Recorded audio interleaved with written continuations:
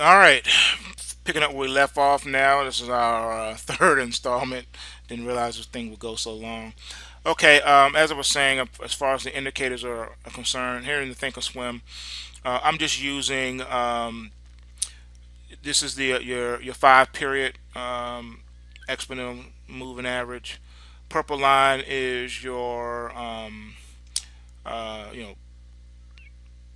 what is it 50 period moving average. Then your orange is your 200, if you will. All right, and then these little dots here. This is your parabolic SAR, and this right here is the Kumo cloud. This is part of the Ichimoku um,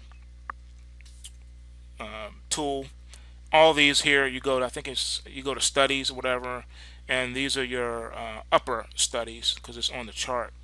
Your lower studies is this. This is the wild the wilder, what do you call it, whatever, his RSI thing, whatever, and that's what this is right here. So it's just simple, just so you guys can see what I'm saying. So it's just I use this as a tool so that you guys can see what I'm talking about when I'm explaining the price action to you. I found it over the years is helpful for me to explain it.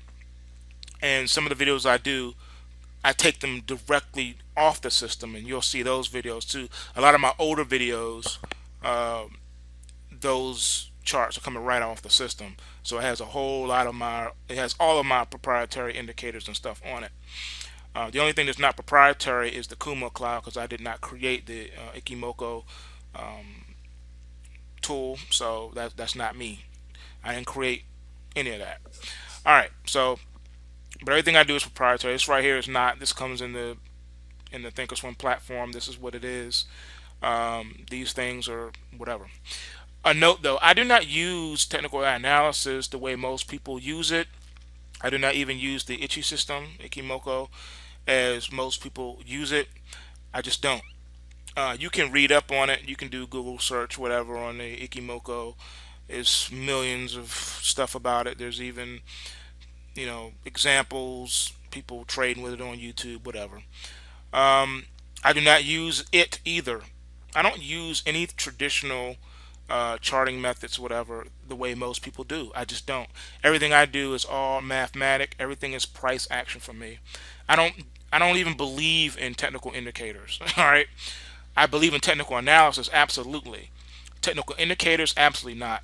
There are thousands, tens of thousands of indicators. New ones are being developed and come out every day. I'm sorry. I've been through too much. I've seen too much. I know too much. I've done too much. Um, One of the firms I worked at, that's all we did all day, every day was test every indicator known to man, every trading system, you name it. That's all we did. So I know what works and what doesn't. I know the secrets to a lot of these components and things that the average person doesn't know. I got paid to look at every tick of the market, all the charts all day long for 12 hours a day.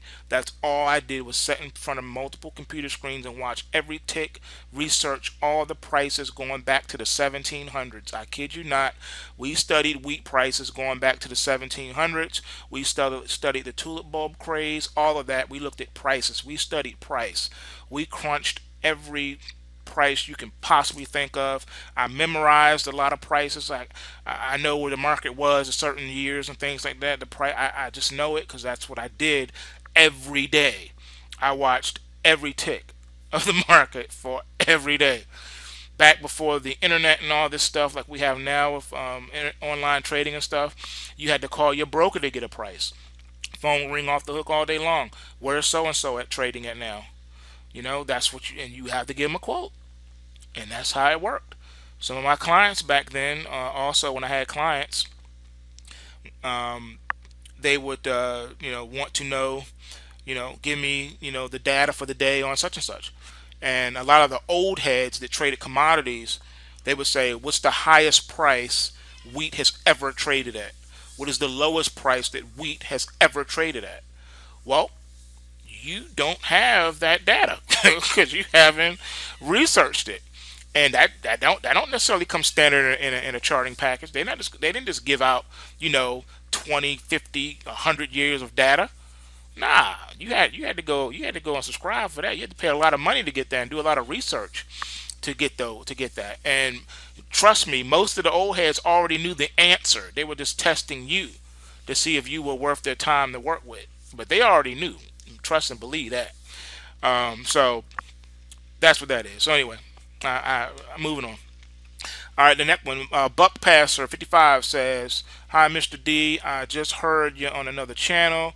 I've been looking at some of the lower price under $10 gold stocks, and their PE ratios are at 90 and above. Ouch. I still might buy some this week, but was wondering about these gigantic PEs and whether it might be best to go into the SILI and SIL. Okay, I'm sorry. He's talking about the SILJ and SIL, the silver miner and the junior silver miners, and the GDX and GXJ. What do you think?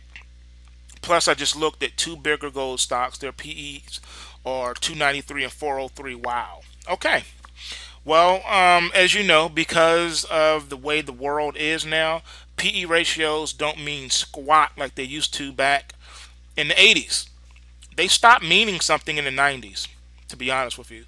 PEs went out the window in the 90s. It's just how it is. So pay no attention to the PEs. It means nothing. Pay attention to the price. Price pays. You can do all the fundamental analysis you want. You can do all the econometric modeling you want. It will not pay you a dime. Models don't make money. Price does. Follow the price action. Pick your favorite thing and just price it out and trade that way. The easiest way would be through the ETFs, the GDX, GXJ, SILJ, SIL. Those are simplest because it covers the whole gamut of that space. So it's easier than having to keep an eye on 50 or 100 different, stocks when you can just trade the index. I mean, that's a no-brainer. For your sake, I would just stick with the GDX, GXJ, and the SIL and SILJ. Why not? You can still do what you need to do. You can still make money. So yeah, I would keep it simple. So hope that answers that question. All right, what do you think about China buying all that gold? That was part of the reason a lot of people said the COMEX was not delivering physical. Oh gosh, man. Okay, I've dealt with this time and time and time and time again. All right, let me help you all out. Let me answer this one. Okay. The COMEX is not going anywhere. All right. Here's how this works. All right. Futures exchanges. They have warehouses. These warehouses hold physical commodities. Corn, wheat, soybeans, oil, you name it. They got a gigantic, ginormous tank farm down south. I forget which state they have it in, maybe Texas. I don't remember. But it's a huge farm, and the stuff is just sitting there waiting to be delivered and picked up, man. All right? That's how that works. Okay. The reason why the COMEX is not going anywhere, aside from rampant fraud or abuse or something like that, outside of that, it's not going anywhere because it protects itself. How does it do that? Well, first of all, you just don't open a commodity futures trading account and say, I'm taking delivery. Oh, no, sir, no, ma'am, you are not. In order to set up that type of an account, you first need to fill out paperwork. You have to tell them if you're a speculator or if you are a hedger. That's first and foremost. If you are a hedger, that's something totally separate. That's a separate type of an account. You have to go over a whole mess of stuff for that. All right? There's a lot entailed in that because you're saying, I am opening this account because I intend to take delivery. Period. Right? So that means you're filling out paperwork so that that means you have the money set aside already for storage, for insurance, and for delivery. That means that it's already been worked out ahead of time. You have the monies there that's set aside so that you can take delivery. So it's not a question if you're going to be delivered upon. So you're in a special account at that point. You're a hedger or whatever. You're a user, producer. You're an elevator. Whatever you are, you're saying, I need to take delivery. Okay. So all that's already worked out in advance. All right, and it's extremely expensive. You're not going to open a $10,000 account and think you're taking delivery on anything. All right, doesn't work that way. So, with that said, that's why they're not going to go default. All right, that's one reason. The second reason is because not all contracts are deliverable. You need to read your fine print. Not all contracts are deliverable. Once again, not all contracts are deliverable. Read your brochures. Most speculators trade contracts and they get out of them because they did not sign up to take delivery. They're not registered with the CFTC and with their broker to take delivery. So anyone trying to holler at the end of the day, I want to take delivery, you will be ignored. All right? So if you're trading something that is deliverable, all right, and again, not all futures contracts are deliverable, but if you're trading something that is deliverable, what happens is you have to be out by first notice day, first trading day, last trading day, etc. So there are time periods that will come where that contract is due to expire. It's going to roll over to the next front month, and you have to be out of that. If you do not get out, they will simply take you out. It's just that simple. You are liquidated at that point. Furthermore, there are laws in place that say that the contracts are settled in cash, such as the S&P 500 futures contract, the E-mini. That is settled in cash at the end, okay? You're not taking delivery of anything. Again, not all futures contracts are deliverable. There's nothing to deliver for you if you're trading the Dow futures, the NASDAQ, the S&P, the Russell, the Nikkei. There's nothing to deliver to you. All right, those are financial instruments and they are settled in cash. That's how it works. So I don't care what the price of gold futures go to. I don't care if gold futures are $10,000 an ounce tomorrow morning. You think everybody's going to be screaming, I want to take delivery, I want to take delivery? I don't think so. You can scream until your lungs fall out. You're not taking delivery on nothing because your account wasn't set up to do that. All right, capiche? Are we clear now? All right. So with that said, not all contracts are deliverable, no matter how many contracts you hold, and there are contract limits to everything. You can't just come in and corner a market. All right. You can try to be like the Hunt brothers with silver all you want to. That's never going to happen again because they won't let you. There are what is called contract limits. You are not allowed to corner any market. Never ever again in the futures market. You can't corner jack. All right, you can try all you want, but there are limits. You can't do it. It is impossible. They won't let you. All right, so that also protects the exchange. All right, in addition to that, there is a certain amount limit on people opening up accounts to take delivery. Also, because it is so enormously expensive, the average person can't do it anyway. Unless you're a big industry player, you just can't do it. You're not going to be able to do it. Most people, if they needed to buy gold and silver, they wouldn't go through the exchange in the first place. They would go to places like APMEX and other places online where you can buy gold and silver coins and bullion. You're not going to go through the exchange level. Why would you do that? Because unless you're a dealer, unless you are some type of producer or elevator or something like that, grain elevator, you're not going to take delivery. That's ridiculous. So you're going to let them deliver to you, 100,000 tons of gold at your front door? Come on, please. Come off of it. So all this stuff about the COMEX defaulting, and it's nonsense. It's the most absurd thing I think I've ever heard in my life. All right, barring fraud, all right, like someone doing something they're not supposed to, all right, that can happen. But the paper market in and of itself is not fraudulent.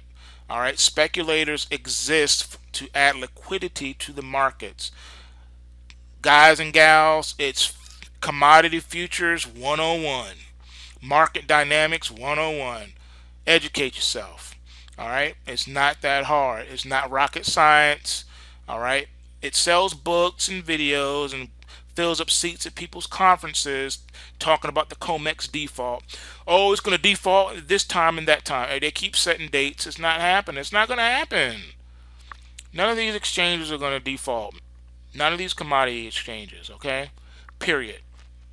To say that the commodity exchange is defaulting is to say that that is the last day you will be eating. I'll just leave it at that. You don't want a default of any kind. If it does happen because of fraud or some type of terrorism or whatever the case may be, you better hold what you got, because you're not going to be able to eat for a very long time. And we will leave it at that. Moving on. All right, the next comment says, brother, this is from Luke Carter. Brother, it says, okay, so brother, I'm asking you, would you check out Pastor Charles Dow of Straightway? He has over 2,500 videos on YouTube, as well as his own site, but I can hear some of the things he say coming out of you. I respect you very much, sir. I believe you are a busy man, but if you have time, give him a listen. I am a new sub to your channel. Much love, brother. Shalom. Okay, this is an easy one. First and foremost, I do not know Pastor Dow personally, but yes, I am subscribed to his YouTube channel, and I've been a subscriber for quite a while. So yes, I'm familiar with him. When you say check out, yeah, I checked him out. I don't necessarily agree with him on everything, but I like his spirit. I like the way he enters and engages into the marketplace of ideas. He's always open to friendly conversation and friendly debate and stuff, even with people who don't agree with him. He's never been disrespectful or abusive like a lot of other people in channels I've seen. They're just straight up militant when it comes to what the things they believe and why they believe them, and they're not open to friendly discussion or debate. So that much I will definitely give him, and I'll say that because of that, yeah, I like him. I subscribe to him. I have no problems with him at all. So thanks for bringing that up. Yep. All right, next one. Hello, can you please do analysis on AXU, Alexco Resources, and NAC, Northern Dynasty Minerals? Yes, I did. That's been included in the daily videos. So if you haven't checked that out, check out yesterday's video. You'll find it in there. All right, the next one. I want to learn how to do what you do. I'm 55 and done killing myself for a lousy $75,000 a year. They never taught us this in school. Surprise. Glad I found your channel. Okay. Hey, I get that a lot. It's a lot of people that are in the 9 to 5 rat race, and they want to be able to, have alternative means of income. And that's why I stress to people to get involved in the markets. The paper markets are there for that reason. I can't tell you how many people have become well off, trading these paper markets. Do you know how many multi-millionaires the 1990s created? My goodness. All because of the markets. Not everybody went bankrupt when the NASDAQ bubble popped in 2000. Some people actually got out and were a lot better off. Some people never returned to the markets again, and they still have their wealth. I'm just saying, don't play yourself, people. You don't have to have a lot of money to get in the markets. Let me tell you something. True story.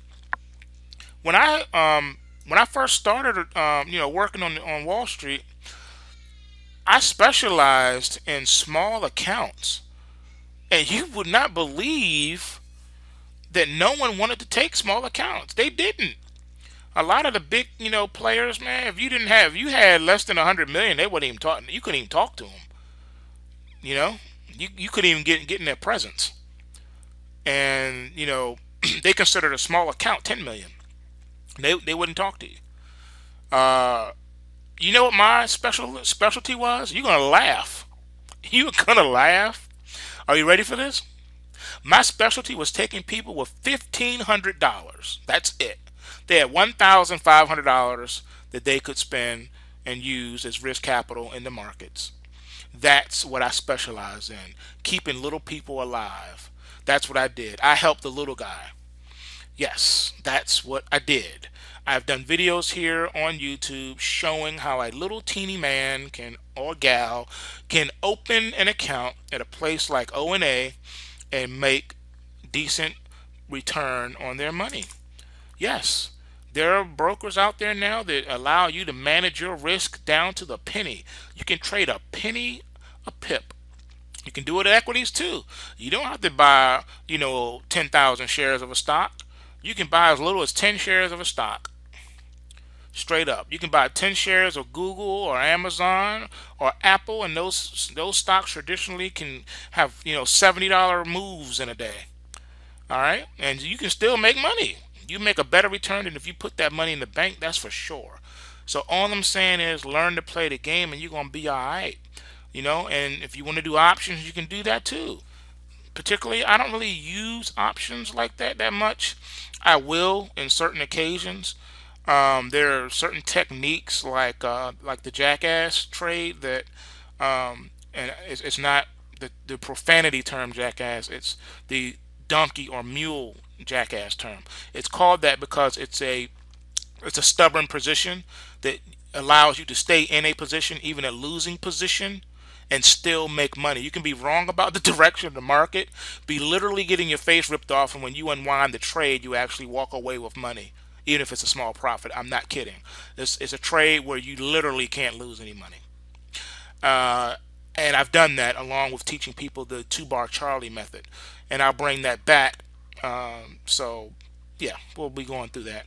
Anyway, this one's getting long in the tooth too, man. There's so many questions, and I've been trying to deal with each one as much as possible. So we'll keep it moving, and we'll do some more Q&As. But like I said, if I didn't get to you, if I didn't answer some of your questions, you can go ahead and leave questions and comments at the bottom of this, in this video, and we'll save it for a future Q&A. All right, everyone, be encouraged, and thanks for listening.